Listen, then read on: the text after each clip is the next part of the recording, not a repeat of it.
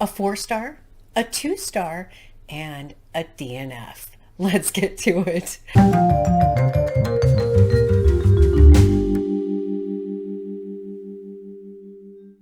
Hi everyone, I'm Sandy and welcome to my channel. Today I have a 1001 book countdown for you. Very excited to have the countdown. It's been an interesting few weeks and it's brought some surprising results.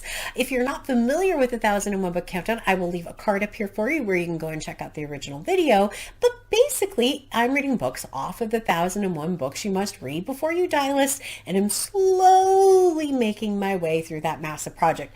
I made it more complicated for myself because I combined all versions together of that book, which actually meant 1,300 plus books. I don't know why I decided to do all of them, but it has been a passion project of mine for a number of years, and I just recently started documenting this out on BookTube a couple of years ago and have seen huge amounts of progress since doing so. Plus, I get a video record of every book that I read from the countdown, which is amazing because my memory is often just horrible, absolutely horrible.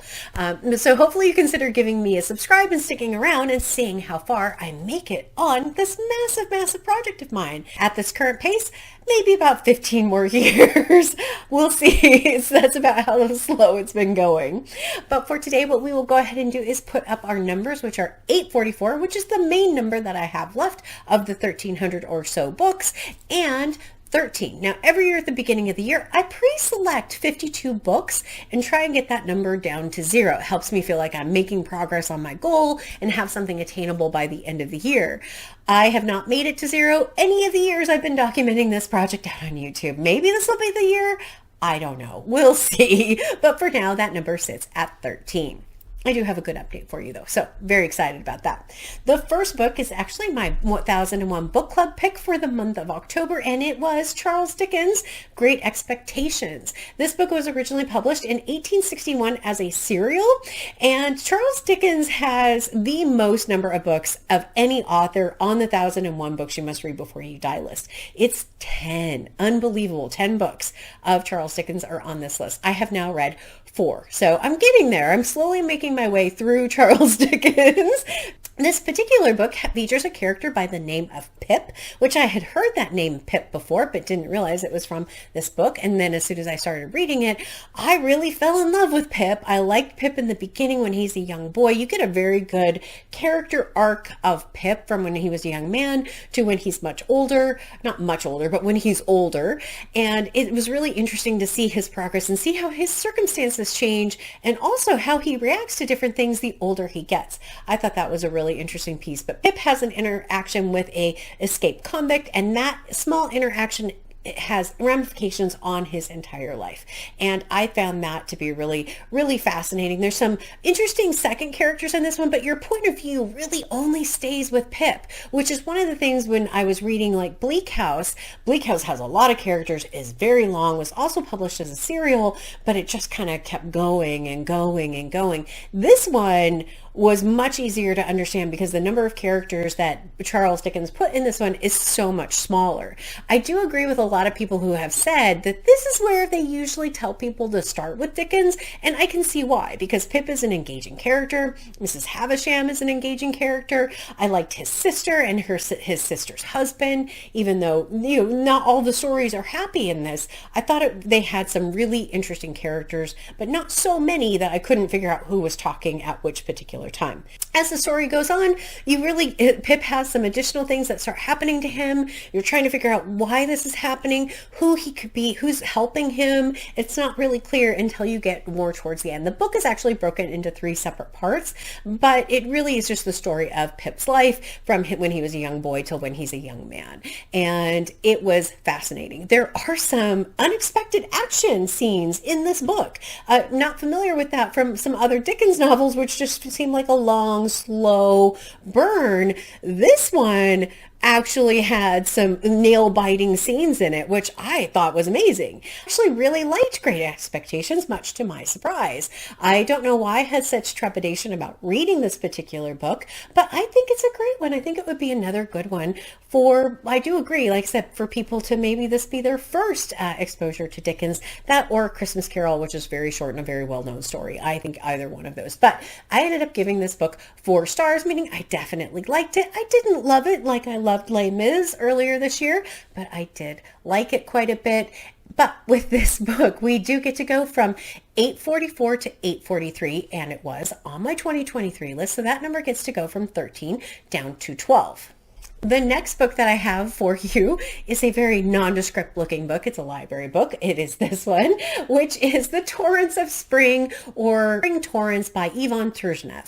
And so this particular copy I will put down, and I'll put maybe a nicer book cover up here for you so you don't have to see this very dirty central storage library copy. I'm very thankful, by the way, that my library had this book. This book by Turgenev was originally published in 1872 in Russian and then translated for the first time into English in 1897. Turgenev actually has 5 books on the countdown, but this is the first one I've read, and the only one I had really heard about before was Fathers and Sons, so I went into this one pretty blind. And I mean, it may be because I was reading Great Expectations kind of at the same time, which was written around the same time frame, that I did not like this book very much. The characters did not pull me in the same way that Great Expectations did. There was a main character whose name is Sanin, S-A-N-I-N, and he has, at the very beginning, he reflects back on what his youth was. And The Torrents of Spring always made me think of like love and the trials of love and all of those kind of different pieces of it. And that kind of goes with The Torrents of Spring. But I just couldn't really get into the characters very much. I was struggling. There were some bright moments in it. There's one scene that I was like, okay, I don't know where that came from. But in the end, like the details of this book is already escaping me as far as what it was all about. I ended up only giving this book 2 stars because I just didn't develop any real interest in the characters or their story with this particular book. I was able to read it. I was able to finish it. That part's all great. I just didn't care about anything that happened to them. It's very sad. I'm really hoping that Fathers and Sons is a much better read and one that I connect to a little bit more. But this particular one, no, it just didn't work for me. I'm not sure why. But with this book, I do get to go from 843 to 842, and it was on my 2023 list. So that number gets to go from 12 down to 11. Whew, yay. And my last book, my DNF. Oh my goodness. So I have tried to read this book 3 times. I tried earlier in the year and ended up putting it away. For some reason, I couldn't get into it.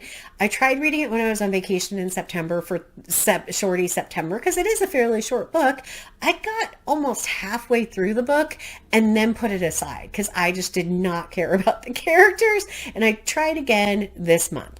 I made it about 20 pages and then just said, no, I've given it a fair shot. If you follow my channel, you may know I've only DNF'd maybe 3 books in total off of the 1001 countdown. I rarely DNF a book. It's just that I want to finish my whole project, but I'm trying to be kinder to myself and not torture myself too much with books that I just really don't want to read.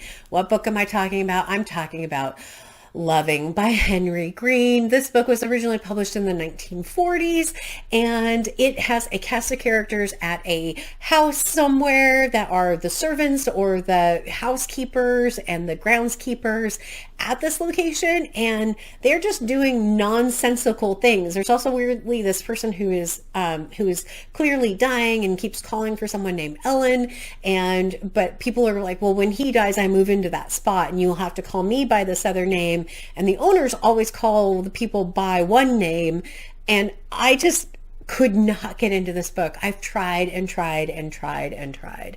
And at this point, like I said, I've given it a fair go. I have. I'm not sure if it's the writing. I'm not sure if it's just the topic. I've read another book by Henry Green, Blindness. He actually has 6 books on the countdown, so he's fairly well represented. And I got through Blindness. I remember giving it 3 stars, but I said the jury's still out. This is not a good, this doesn't help the case for Henry Green, that's for sure. Because I just had trouble with this one. It just wasn't pulling me in at all. I do have another book that'll be on my 2024 TBR for Henry Green, so we'll see if I get along with that one a little bit better. But I'm officially putting Loving by Henry Green on my very short 1001 DNF list. Oh my goodness. But so what does this do for my numbers? Okay, so my main number at 842, I'm going to leave that at 842 because I can reread a book that I've already read. I have a, kind of a cushion in there because I wasn't sure if I'd be able to find all the books. So I'm going to leave that number at 842. Now, my 2023 number that is currently at 11. I have read more books this year that weren't on that list. So I'm not too worried about that part of it, of whether or not I've read enough books off of my countdown this year.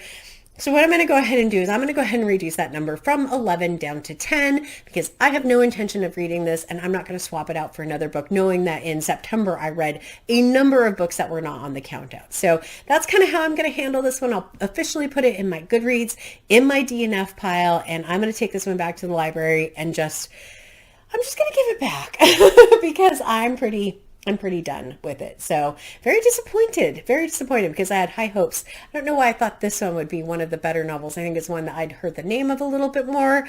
I'm not sure, but this one, just didn't work. Oh my goodness, too bad.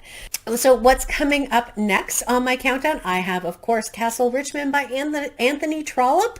I have started this, but you'll see the bookmark is pretty early. I'm very early in reading this one.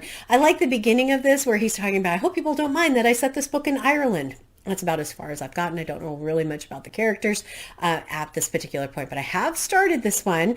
The other one that I have officially started is To the Lighthouse by Virginia Woolf, and I'm very early, as you can see with this bookmark. I'm about 35 pages in so far. I'm just starting to get to know the Ramsays really at this particular point. It's really interesting kind of how one chapter will be very, very short with one perspective, and then it'll switch back to Mrs. Ramsay, and that chapter will be a lot longer, but I don't really know much more about the characters at this particular point. But those two are the next two up on the countdown.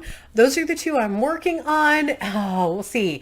10 left. If I don't finish either of these books, I have to read 5 and 5 in November and December, and I'm really trying to get my December TBR down so I can focus on rereads and the rereading event that I'm co-hosting in December. So we'll see how that goes. What did you think of any of these books? Have you read Great Expectations? I would love to hear that. Do you DNF very often? I would love to hear that as well. I always torture myself thinking I shouldn't DNF it. I'm still DNFing it, but I keep thinking maybe it's me. Maybe if I read it again, I'll like it. Maybe I'll get into it. No. No. So I would love to hear from you in the comments down below. Please let me know what you're reading. I always love hearing that.